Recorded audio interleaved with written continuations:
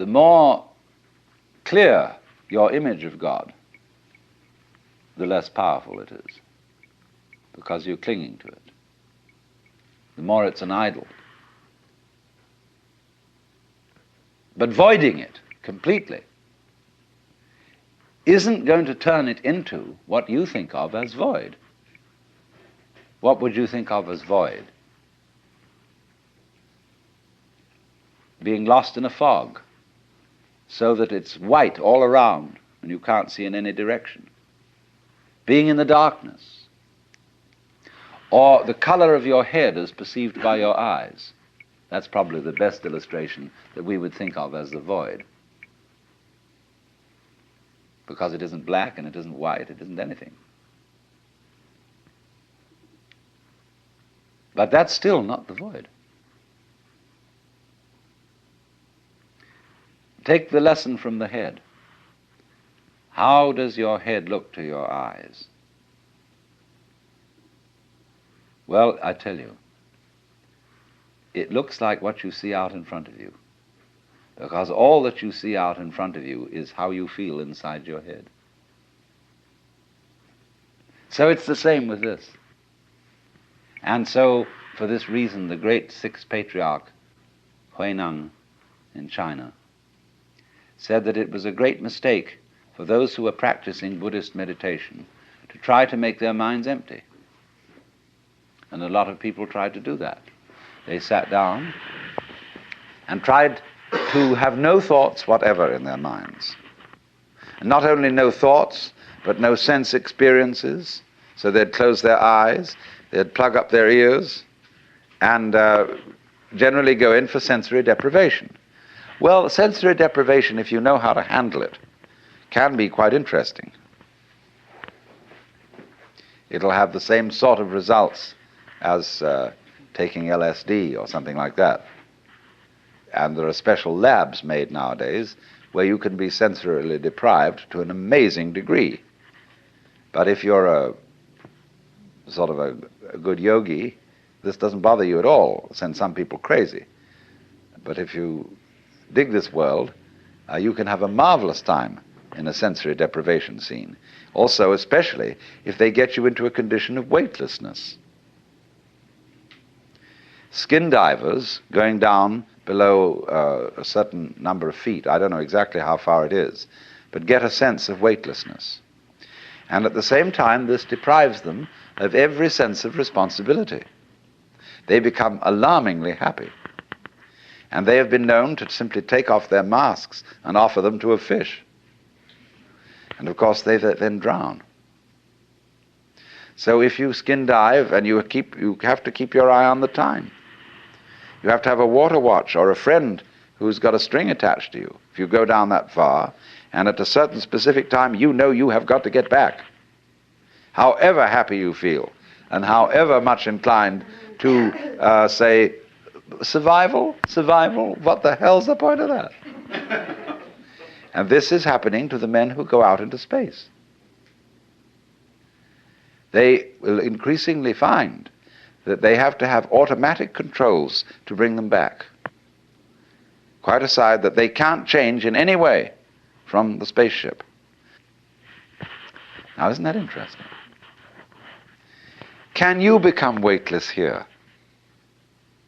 I said a little while ago that the person who really accepts transience begins to feel weightless. When Suzuki was asked, what is it like to have experienced Satori, enlightenment, he said it's just like ordinary everyday experience, but about 2 inches off the ground. Zhuangzi, the Taoist, said, it is easy enough to stand still. The difficulty is to walk without touching the ground. And why do you feel so heavy? It isn't just a matter of gravitation and weight. It is that you feel that you are carrying your body around. So there is a koan in Zen Buddhism. Who is it that carries this corpse around? And so when you feel, common speech expresses this all the time. Life is a drag. I feel I'm just dragging myself around. My body is a burden to me. To whom? To whom? That's the question. You see? And when there is nobody left for whom the body can be a burden, the body isn't a burden. But so long as you fight it, it is.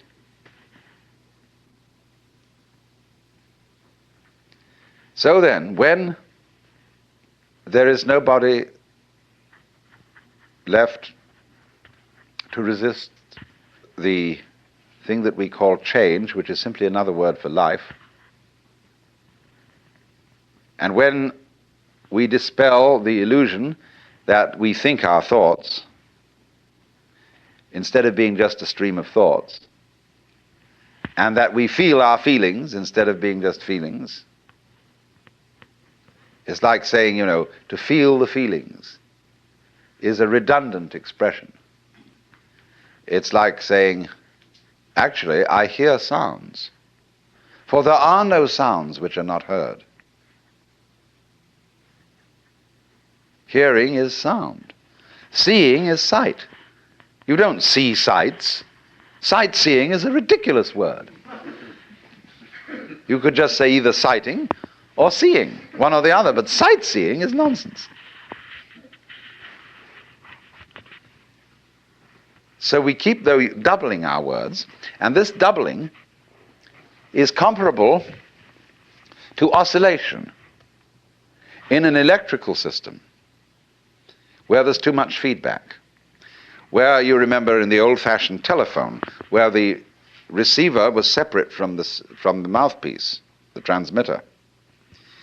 If you wanted to annoy someone who was abusing you on the telephone, you could make them listen to themselves by putting the receiver to the mouthpiece. But it actually didn't have that effect. It set up oscillation. It started to howl. It could be very, very hard on the ears. The same way, if you turn a television camera at the monitor, that is to say, the television set in the studio, the whole thing will start to jiggle. The visual picture will be of oscillation, like that. And the same thing happens here.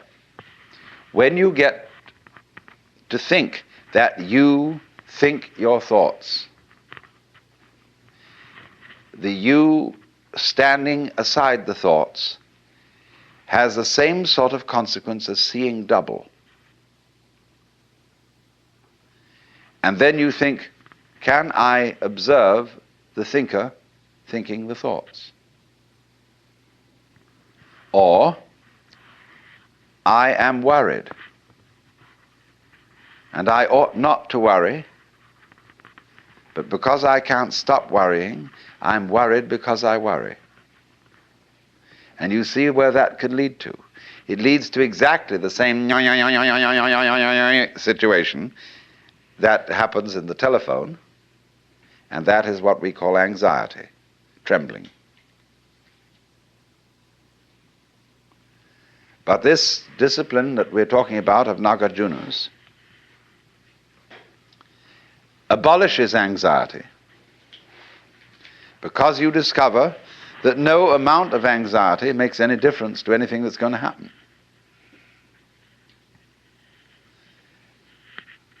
In other words, from the first standpoint, the worst is going to happen. You're all going to die.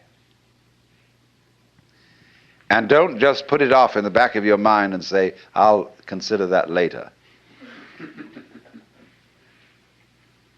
It's the most important thing to consider now,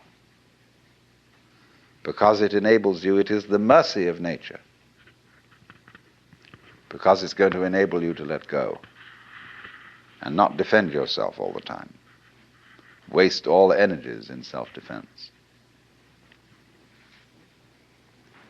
So